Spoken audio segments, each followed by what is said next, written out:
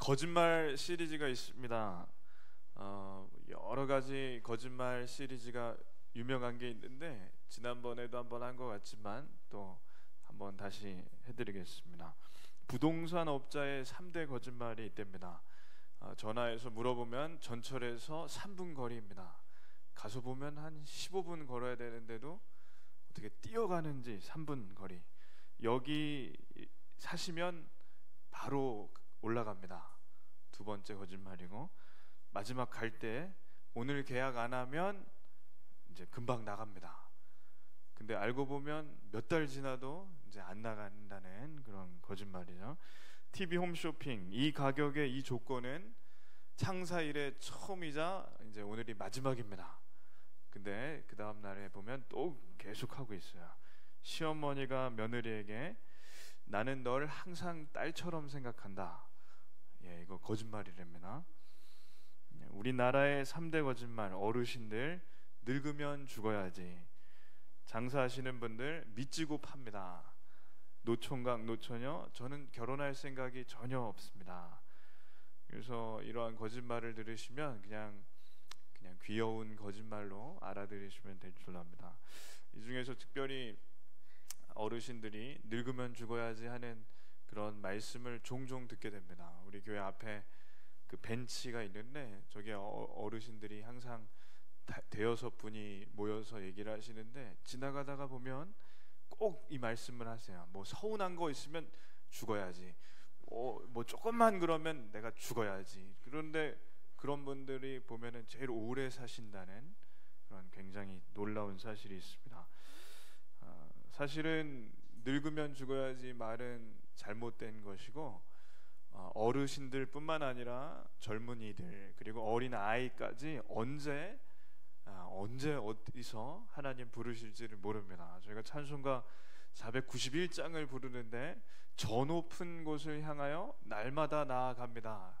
그 찬양은 어르신들만 나아가시는 것이 아니라 저희 집에 하람이 하비냐율이 또 은찬이 은겸이 같은 아이들도 사실은 저 높은 곳을 향하여 나아가는 거죠. 10년 전에 저희 할머님께서 보라매 공원 서울대 병원에서 돌아가셨습니다. 제가 마침 유학 중에 한국에 방학에 돌아와서 한 달여간 병실을 지켰었는데 입원하신 날로부터 의식을 잃으셔서 돌아가실 때까지 의식을 회복하시지 못했습니다. 그래서 기억나는 할머님의 마지막 말씀은 저녁 먹었니? 저녁 먹었어. 그게 마지막 말씀입니다. 그렇기 때문에 언제가 될런지는 저희는 알 수 없지만 하나님께서 저희를 부르실 날이 있다는 걸 기억하시고 미리미리 자녀들에게 손주들에게 남기실 말씀을 미리 적으시기를 바랍니다. 아무도 아멘이 없으시네요.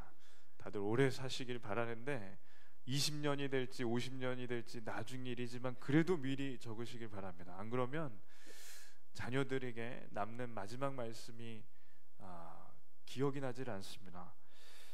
이것은 이유가 돌아가시는 분을 위해서 그런 것이 아니라 자녀를 위한 것입니다.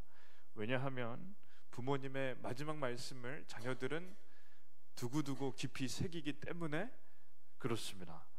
그래서 오늘 말씀이 야곱의 축복, 저것을 다시 얘기하면 야곱의 유언인데 야곱이 마지막에 어떤 유언을 했는지를 보겠습니다.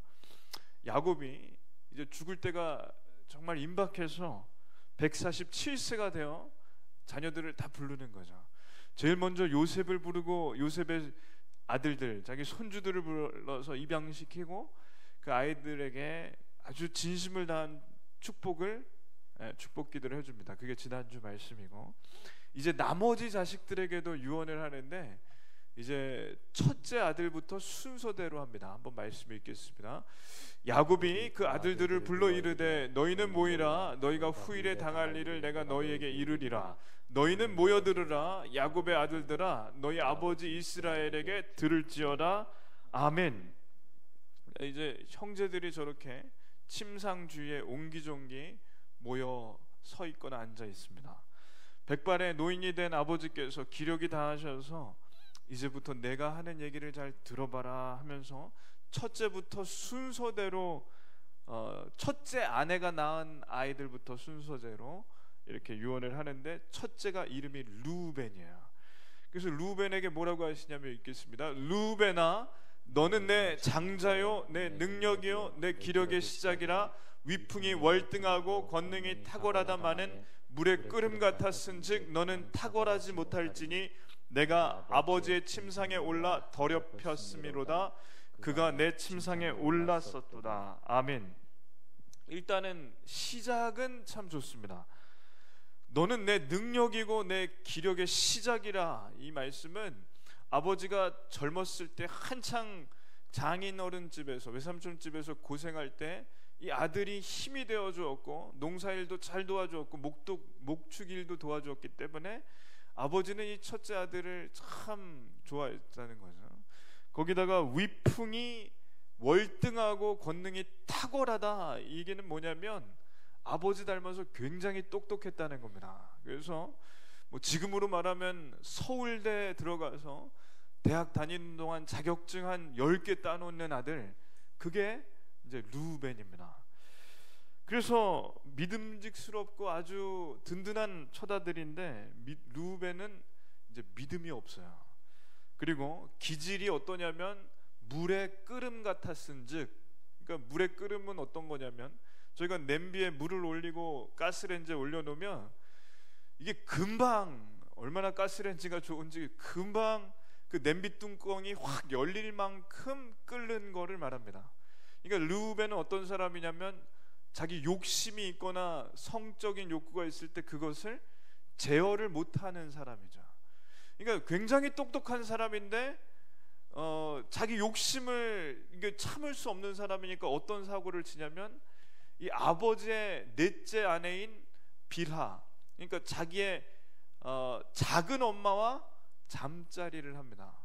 그래서 이 작은 엄마와 루벤의 나이 차이가 그렇게 많이 안 나기 때문에 저는 아버지의 여자예요 하는데, 이게 영화입니다. 저는 머지않아 아버지의 소실이 다 제 거니까 저하고 가까워지는 게 좋습니다. 작은 어머니라고 안 했을 것 같아요. 아주 어린 어머니니까. 그래서 이렇게 잠자리를 하는데 아버지가 뭐라고 하냐면, 야 이놈아, 네가 어쩌자고 내 침상을 더럽혔느냐. 너는 평생 탁월하지 못할 것이다. 오늘 설교 제목이 야곱의 축복인데 이건 거의 야곱의 저주입니다. 지금 이 자리가 르우벤에게는 아주 바늘방석 같죠. 왜냐하면 이 자리에 지금 저 어머니 아들이 둘 있어요. 단과 납달리가 그 작은 엄마 아들들이에요. 그러니 르우벤은 아버지가, 야 너 왜 작은 엄마랑 잠자리를 했냐. 근데 형제들이 다 모여 있는 앞에서 이게 망신 아주 개망신이고, 옆에 있는 단과 납달리도 아주 듣기 싫은 거죠. 이 형을 죽여버려야겠다, 그런 마음이 들지 않겠습니까? 자기 어머니랑 잠자리를 했다는 얘기를 하니까. 그래서 루벤은 머리가 천재나 다름없지만 평생 형제들에게 인정을 못 받습니다. 근데 르우벤은 여기서 약간이 아니라 아주 많이 아버지에게 서운할 것 같아요. 왜냐하면 이제 곧 돌아가시는 마당에 아주 수십 년이나 지난 옛날 얘기, 그것도 안 좋은 얘기, 아주 나의 치부를 그 돌아가시는 마당에 그것도 유언하실 때 드러내셔야 하나, 그냥 좀 그거 30년도 40년도 더 된 얘기 좀 덮어주시면 그래도 좀 나으실 텐데, 그걸 유언에 축복하신다면서 아주 저주를 하시나, 그런 마음이 르우벤 안에 있는 겁니다. 근데 이 유언은 저주가 아니라 축복이 확실히 맞습니다. 왜냐하면 르우벤의 기질은 변하지 않았어요. 그러니까 앞으로도 얼마든지 물의 끓음처럼 냄비 뚜껑 날아갈 정도로 욕심이나 성욕을 제어하지 못해서 사고 칠 겁니다. 그러니 아버지가 이 섭섭한 얘기가 섭섭하게 들리더라도 송곳처럼 찌르더라도 하는 거죠. 이것은 망하라는 것이 아니라 그걸 고쳐서 잘 되라는 그런 말씀입니다. 그러니 부모님께서 서운하신 얘기를 하신다고 그게 서운한 얘기로 끝나는 게 아니라 잘 되라고 하실 가능성이 99.9%입니다. 부모님의 말씀이 그런 것이죠. 마찬가지로 교회에서 저희 교회 같은 경우 원로 목사님이나 전도사님이나 강사 목사님이 오셔서 혹 책망의 말씀을 전하신다면 그 말씀을 저주가 아닌 복으로 들으시는 분은 정말 복이 있습니다. 예수님께서 뭐라고 하셨냐면 들을 귀 있는 자는 들을지어다. 그러니 들을 귀 있는 자는 누구냐면 훈계나 책망의 말씀을 듣고 고치는 자가 들을 귀가 있는 것이고, 들을 귀가 있는 자는 복이 있는 거죠. 저는 이 자리에 계신 모든 분들이 강단에서 선포되어지는 말씀이 섭섭한 말씀이나 충격의 말씀이 아니라 하나님께서 주시는 말씀으로 들으시기를 간절히 축원합니다. 고치는 사람은 하나님께서 이 친구는, 이 권사님은, 이 집사님은, 장로님은 더 복의 말씀을, 축복을, 하나님께서 내려주시는 복을 더 주고 싶은 마음이 드시는 거야. 왜냐? 옳은 길로 자꾸 가려고 하니까. 그렇기 때문에 제가 서운한 말씀을 드려도 전혀 감정도 없는 것이고 하나님의 말씀을 그대로 전하려고 애쓴다고 이해해 주시기를 바랍니다. 감사합니다. 이제 아버지가 첫째 아들에게 시작을 이렇게 한 다음에 둘째와 셋째를 묶어서 이제 유언을 합니다. 한번 읽겠습니다. 시므온과 레위는 형제여, 그들의 칼은 폭력의 도구로다. 내 호나 그들의 모의에 상관하지 말지어다. 내 영광아 그들의 집회에 참여하지 말지어다. 그들이 그들의 분노대로 사람을 죽이고 그들의 혈기대로 소의 발목 힘줄을 끊었음이로다. 아멘.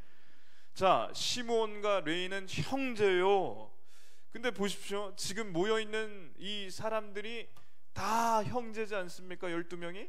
근데 왜 하필 시므온과 레위만 형제요 하는 거냐면, 이제 시므온과 레위가 아주 쿵짝이 잘 맞는 형제입니다. 그러니까 자녀들이 많은 집에 예를 들어서 셋째 언니와 넷째 언니가 아주 가까운 것처럼, 또는 첫째 형님과 둘째 형님이 아주 어렸을 때부터 장난도 치고 가깝게 자란 것처럼, 이 집안에서는 둘째 셋째가 아주 척하면 척이에요. 어떻게 이 둘이 가깝냐면 성격과 기질이 아주 비슷한데 그들의 칼은 폭력의 도구로다. 그러니까 둘이요 굉장히 잔인하고 둘은 굉장히 폭력적입니다. 굳이 지금으로 얘기하면 분노 조절 장애가 있는 거죠. 창세기 34장에 저희가 기억할 수 있는 말씀이 있는데 뭐냐면 디나의 강간 사건이 있습니다. 이 디나가 누구냐면 막내딸인데, 이 막내딸이 이웃 마을에 놀러 갔다가 거기에 추장이 이 디나가 너무 좋으니까 꼬십니다. 우리 저기 가서 차나 한잔 합시다.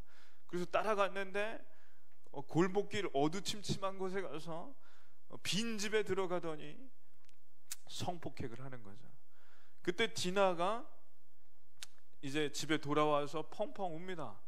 그때 이 추장, 그 성폭행하는 사람이 이 마을의 추장이고 저 사람이 아버지인데, 아버지가 찾아와서 내 아들과 결혼하게 해주십시오.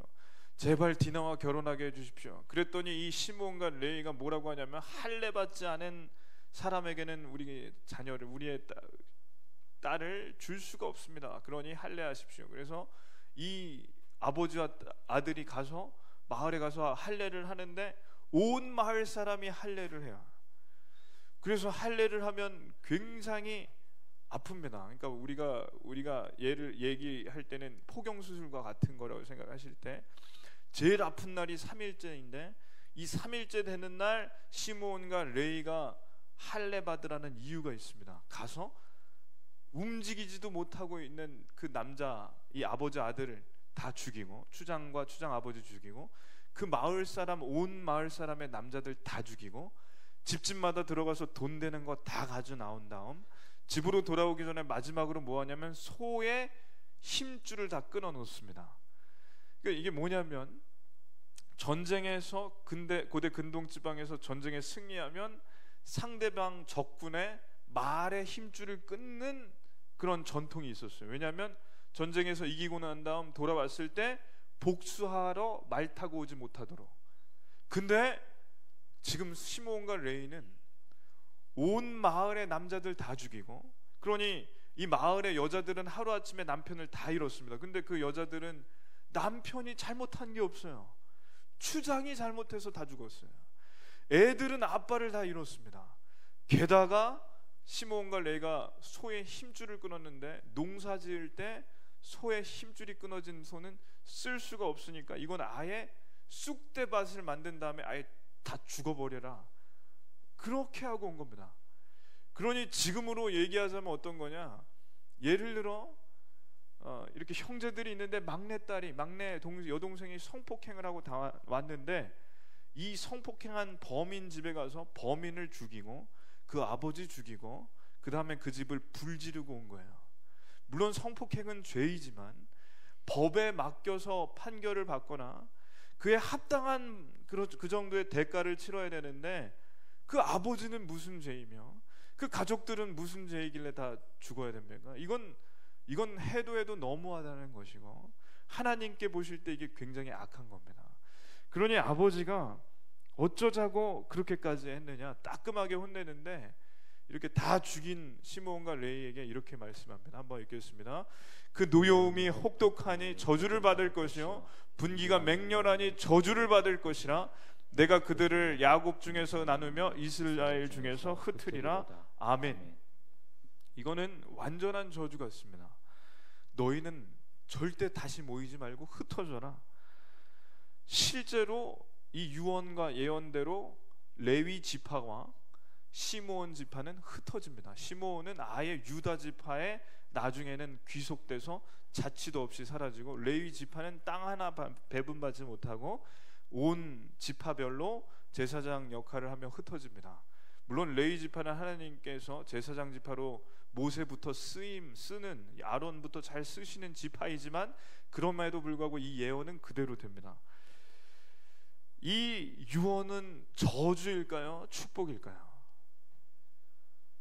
이 유언도 축복입니다. 왜냐하면 시므온과 레위는 지금도 분노 조절이 안 됩니다. 그러니 아버지가 돌아가시고 나면 99.99% 사고 칠 인생이 뻔합니다. 지금 여기에 계시는 어르신들 중에 자녀 가운데 어려서부터 혹은 커서부터 계속 반복해서 실수하는 것이 언제까지 고쳐질 거라고 생각하십니까? 거의 안 고쳐질 가능성이 상당히 높다는 거죠. 그러니 아버지가 돌아가시면 사고칠 인생들에게 너희는 흩어지라고 말씀하시고, 아버지의 유언은 그대로 자녀들이 들을 테니까 이 유언을 들으면 그게 축복이 됩니다. 사고 안 치고 평탄하게 살 수가 있습니다. 지금 그래도 아버지 야곱의 입장에서 보면 이 자식들은 전부 한심합니다. 첫째 아들은 작은 엄마랑 잠자리를 했고, 둘째 셋째는 분노 조절이 안 돼서 살인까지 저질렀으니 이 아버지가 볼 땐 이 자식들이 얼마나 참 한심합니까? 첫째는 더군다나 서울대 나오고 똑똑한 애가 어떻게 그렇게 죄를 지어서 저렇게 됐나, 망나니 같이. 근데 아버지의 입장에서 어떻게 생각이 되냐면, 공교롭게 지금 유언을 남긴 이 세 아들은 다 레아의 아들들이라는 거죠. 레아가 누구냐면 원래는 처형이 돼야 되는 여자입니다. 처형. 그러니까 애들에게는 이모가 돼야 될 여자이고 본인에게는 처형이 됐어야 될 여자가 이제 아내가 된 거죠. 왜 그러냐면 야곱이 저기서 누가 라헬 같고 누가 레아 같겠습니까? 저 그림 되게 못 그린 겁니다. 누가 더 이쁜지 모르게 그려놨습니다. 근데 제가 생각할 때는 오른쪽이 조금 더 어려 보여서 오른쪽이 라헬이고 왼쪽이 레아 같습니다. 어찌됐든 간에 레아는 덜 이쁘고 라헬은 더 이쁩니다. 우리로 치면 미스 코리아 정도 되는 것 같습니다. 그러면 야곱은 누구를 좋아했을까요? 예? 라헬. 예. 4,000년 전부터 남자는 이쁜 여자를 좋아했다는 사실을 확인할 수 있습니다.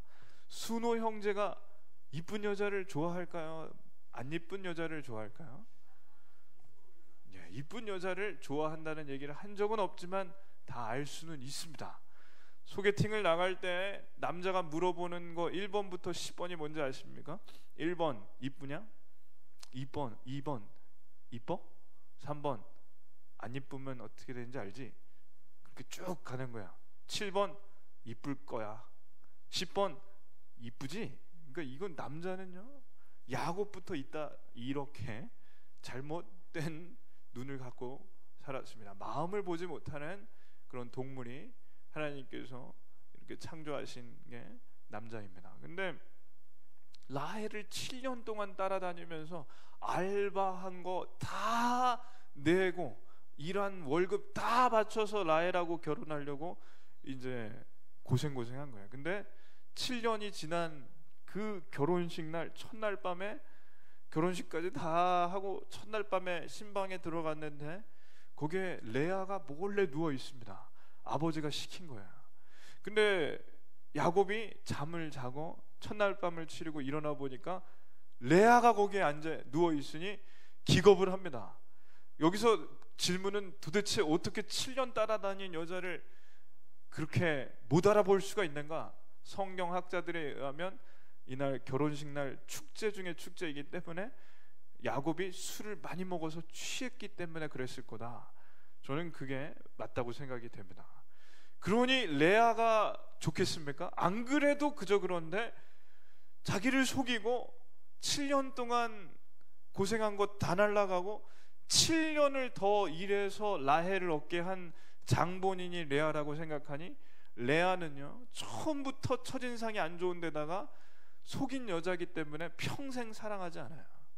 근데 애들은 얼마나 많이 낳았는지 참 많이 낳습니다. 이게 참 아이러닉인데, 이 레아에게서 낳은 게 루벤, 시므온, 레위, 유다 쭉쭉쭉쭉 디나까지 낳는데 이 아들들이 작은 엄마랑 잠자리하고 분노 조절 장애까지 있으니 이 애들이 어떻겠습니까? 별로인 거예요. 엄마도 별로인데 애들도 별로예요. 근데 야곱이 지금 왜 따끔하게 혼내면서까지 축복해 주시는지 저희가 알아야 됩니다. 야곱이요, 저주하는 게 아니라 지금 축복한다는 걸 알면 야곱이 어떻게 변했는지 알 수 있습니다. 야곱은요, 이런 거예요. 내가 너네 엄마를 그렇게 좋아하지 않았고, 내가 너네보다 막내 요셉과 베냐민만 맨날 채색옷 입히고 신경 썼으니 너네가 내 사랑을 못 받고 이렇게 자라다 보니 그렇게 망나니 같이 됐구나. 너희가 분노 조절이 안 될 만큼 이렇게 됐구나. 그게 다 내 책임이다. 내가 미안하다. 기독교는 뭔지 아십니까? 내 책임이라는 겁니다. 나 때문이라는 거예요. 예수님이 나 때문에 십자가에 못 박혀 죽으셨구나. 그게 믿음의 시작입니다. 야곱의 믿음은 그게 너네 때문이 아니라, 원래는 야곱이 너 때문이야, 쟤 때문이야, 이런 사람인데 이제 나 때문이야. 그러니 너네 내가 너무 미안하고 이것만 고치면 돼. 너네 이것만 고치면 하나님께서 복을 쏟아부어 주실 거야. 그래서 야곱은 지금 저주하는 게 아니라 따끔하게 혼내서라도 자식들이 잘 되기를 바라는 마음으로 이제 진심으로 유언하는 겁니다. 그러니 저는 이 마음이 모든 부모님의 마음이라고 생각하고, 이 마음이 목회를 하는 목사님의 마음이라고 생각하고, 이 마음이 야곱의 마음이라고 생각합니다. 그러므로 오해하지 마시고 항상 말씀을 부모님께서 하실 때 자녀들은 순종하라는 말씀을 잘 새겨 들으시고 순종하시기를 축원합니다. 이제 넷째인 유다한테 유언을 하는데 어떻게 하는지 읽겠습니다. 유다야, 너는 내 형제의 찬송이 될지라. 내 손이 내 원수의 목을 잡을 것이요 내 아버지의 아들들이 내 앞에 절하리로다. 유다는 사자 새끼로다. 내 아들아, 너는 움킨 것을 찢고 올라갔도다. 그가 엎드리고 웅크림이 수사자 같고 암사자 같으니 누가 그를 범할 수 있으랴. 아멘. 이제까지는 저주 같은 축복이었는데 이제는 축복다운 축복입니다. 너는 모든 형제의 찬송이 될지라. 그러니까 너는 너의 형제들이 다 절할 테니 너가 가장 높아질 것이다. 너는 사자 새끼이고 숫사자 같고 암사자 같아서 아무도 너를 범할 수 없다. 사자는 왕을 말합니다. 그러니 너는 원수의 목을 잡는 왕이 될 것이다. 원수는 누굴까요? 성경에서 원수는 누굴까요? 악한 마귀를 말합니다. 그러니 너는 악한 마귀의 목을 잡는 왕이 될 것이다. 여기서 떠오르는 분이 있으십니까? 성경을 잘 아시는 분일수록 알 수 있는 거죠. 아멘. 예수님입니다. 원수의 목을 잡는 왕이 될 것이다. 그러니 유다의 후손으로 예수님이 오신다는 말씀을 이미 지금부터 약 4,000년 전에, 예수님 오시기 전에 몇천 년 전에 하나님께서 예언하신 겁니다. 그런데 유다는요, 원래는 예수님이 후손으로 오실 만한 복을 받을 리가 없는 사람이에요. 왜냐하면 보십시오, 유다는 형제들 중에 앞장서서 동생 요셉을 노예로 팔자고 한 게 유다입니다.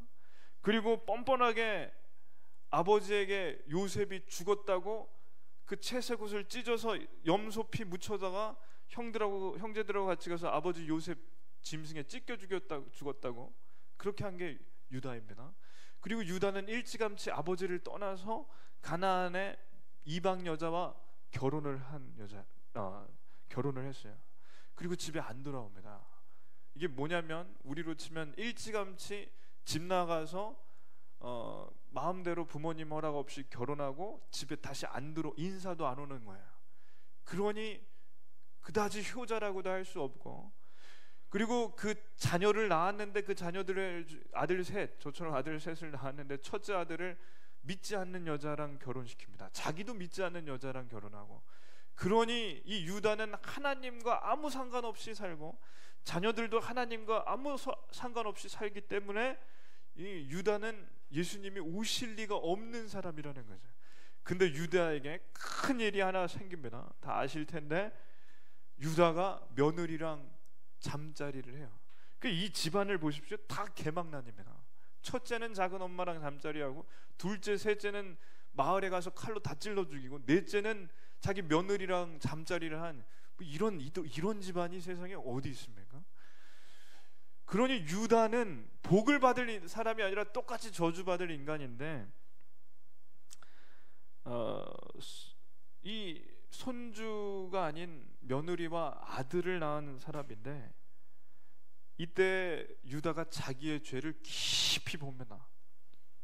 그러니까 아버지 야곱처럼 똑같은 거예요. 내 죄를 깊이 보니까 그때 유명한 말을 하는데, 며느리에게 네가 나보다 옳도다. 원래 유다는 나만 옳은 사람인데 유다가 자기의 그 지워버리고 싶은 죄, 창녀랑 잠을 자러 갔다가 며느리랑 잠자리를 하고 그 창피한 죄를 진 다음 이 유다가 네가 나보다 옳도다 한 다음에 인생이 바뀌었어요. 자기 아버지 집으로 돌아오고 요셉을 찾아가는 이야기를 아시지 않습니까? 국무총리가 된 요셉인 줄 꿈에도 모르고 대흉년 때 형제들과 식량을 구하러 갔는데, 그 자리에서 요셉이 국무총리인 줄 모르고 요셉은 형들을 시험하려는 거예요. 그래서 막내 동생 베냐민을 데려오라고 해서 그 베냐민을 감옥에 도둑으로 몰아서 쳐넣고 종으로 삼겠다고 할 때 그때 나선 사람이 유다입니다. 뭐라고 하냐면, 차라리 저를 종으로 만들어 주십시오. 왜냐하면 저희 아버지가 이 막내 동생을 너무 사랑하시는데 집에 데려가지 못하면 아버지 심장마비 걸려 돌아가십니다. 그리고 저 철없는 아이가 만약 실수를 했다면 제 죄로 옮겨주시고 차라리 저를 종으로 삼아주십시오. 저희 형제들도 이 일과는 상관없으니 돌려보내십시오. 제발 제발 제발 부탁입니다. 이 다말과 잠자리를 한 후에 며느리와 근친 간의 관계를 한 다음 자기의 깊이 죄를 회개하고 요셉이 국무총리인 줄 모를 때 자기 형제를 살리고 자기 동생을 살리고 아버지를 살리겠다고 자기를 죽여달라는 겁니다. 잘 이걸 한번 보십시오. 남을 살리기 위해서 내가 죽겠다는 거예요. 이게 뭔지 한번 기억하십시오. 남을 살리기 위해서 내가 죽겠다. 그게 십자가라는 걸 아십니까? 예수님, 그러니까 하나님께서 우리를 살리시려고 아들을 죽이신 이 일이 십자가이고, 유다가 형제들과 아버지와 동생을 살리기 위해서 자기가 죽겠다는 게 유다라는 거예요. 그래서 예수님이 유다의 핏줄로 오는 겁니다. 오시는 겁니다. 원래는 요셉의 핏줄로 오셔야 될 것 같은데 유다의 핏줄로 오시는 이유가 여기에 있습니다. 아버지가 그래서 유다에게 계속해서 유언을 하는데 한번 읽겠습니다. 그가 유다를 떠나지 아니하며 통치자의 지팡이가 그 발 사이에서 떠나지 아니하기를 실로가 오시기까지 이르리니 그에게 모든 백성이 복종하리로다. 그의 나귀를 포도나무에 매며 그의 암나귀 새끼를 아름다운 포도나무에 맬 것이며 또 그 옷을 포도주에 빨며 그의 복장을 포도즙에 빨리로다. 그의 눈은 포도주로 인하여 붉겠고 그의 이는 우유로 말미암아 희리로다. 아멘. 자, 여기 이걸 참 긴 말씀이니까 제가 짧게 해석해 드리면 유다가 왕이라는 거예요. 유다가 왕. 규는 뭐냐면 지팡이, 왕이 짚는 지팡이를 말하고, 왕의 지팡이가 너에게서 떠나지 않을 것이다. 그건 왕권이 계속 유지될 거라는 겁니다. 언제까지 유지되냐면 실로가 오기까지. 실로는 평화라는 말인데 평화가 오기까지, 평화가 완성되기까지. 평화를 완성시키는 분이 누구시냐면 예수님이죠. 평화는 샬롬입니다. 샬롬이 예루살렘의 그 샬롬이에요. 그러니까 샬렘이 뭐냐면 샬롬과 같은 어원이기 때문에 예루살렘이 뭐냐면 평화가 있는 곳이고, 평화가 있는 곳에 예수님이 오셔서 거기서 죽으시고 평화를 이루셨다는 겁니다. 그러니까 이걸 짧게 해석하면 평화가 올 때까지, 평화가 완성될 때까지 왕권이 유지된다. 실제로 유다 왕국이 예수님 올 때까지 핏줄이 이어지고, 예수님이 요셉, 즉 마리아, 즉 유다의 핏줄에서 나오셨습니다. 그분은 사자이시고 왕이시며 원수의 목을 잡는 분이시다. 그분이 오실 때에 나귀를 포도나무에 맬 것이다. 나귀는요 이렇게 부자들만 탈 수 있는데 원래 잡목에다가 맵니다. 왜냐하면 나귀가 막 날뛰면 이 나무가 상해요, 줄을 맸을 때. 근데 포도나무는 비싼 나무예요. 포도 열매가 비싸기 때문에 포도나무에는 절대로 나귀를 매지 않습니다. 근데 왜 나귀를 포도나무에 맬 수 있냐면 포도나무가 사방에 깔렸기 때문에 그래요. 이게 무슨 뜻이냐면 온 나라에 포도나무가 깔릴 만큼 풍성하다는 것이고, 다시 얘기하면 영적으로 풍성하다는 겁니다. 언제 그러냐? 실로가 오기까지. 실로 예수님이 오실 때 풍성하다, 영적으로 풍성하다. 그렇기 때문에 예수님이 오시면 포도주에 옷을 빨 정도로 포도주가 많고 우유가 얼마든지 많다. 젖과 꿀이 흐르는 땅, 천국, 영적인 천국을 맛볼 것이다. 그래서 이 예언을 짧게 해석이 안 되네요. 그러니까 예수님이 오신다는 거예요. 그러면 유다를 통해, 유다의 핏줄에서 예수님이 오시면 천국을 맛보게 된다, 그 뜻입니다. 자, 이 예언은 그대로 이루어졌습니다. 자, 오늘 유언이자 예언을 정리해 드리겠습니다. 네 아들에게 유언을 했는데 보십시오. 첫째는 작은 엄마랑 근친상간을 했습니다. 후레자식입니다. 둘째, 셋째는 복수하겠다고 한 마을을 쑥대밭으로 만들고 남자들을 다 죽이고 살인을 했습니다. 넷째는 동생을 팔아먹었고 며느리와 근친상간까지 했습니다.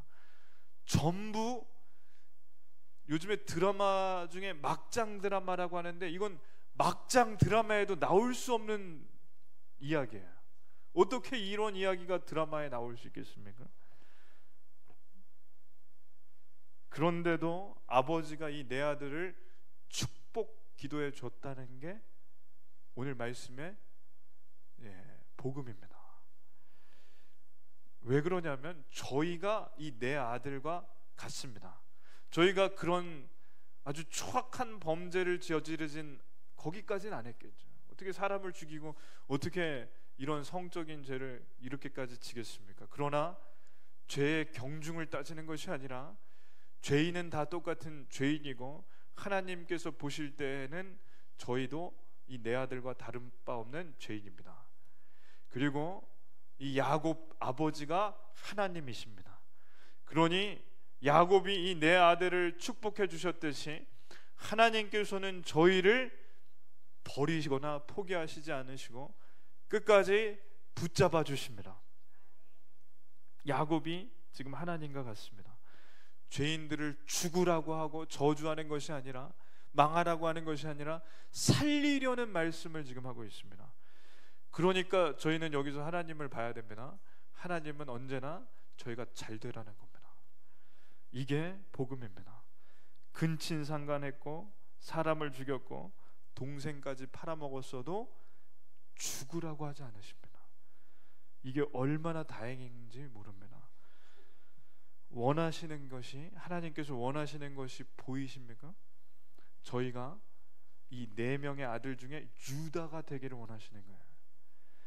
자기의 죄를 깊이 보는 사람, 그리고 사람을 살리려는 사람. 유다가 형과 동생과 아버지를 살리는 사람이 된 것, 살리려고 한 사람이 된 것처럼 저희가 저희 죄를 깊이 보면, 위의 것을 보면 사람을 살리는 일을 할 것입니다. 그러니 유다 같은 사람이 되시고 유다 같은 복을 많이 받으시기를 축원합니다. 기도하겠습니다. 하나님 감사합니다. 유다가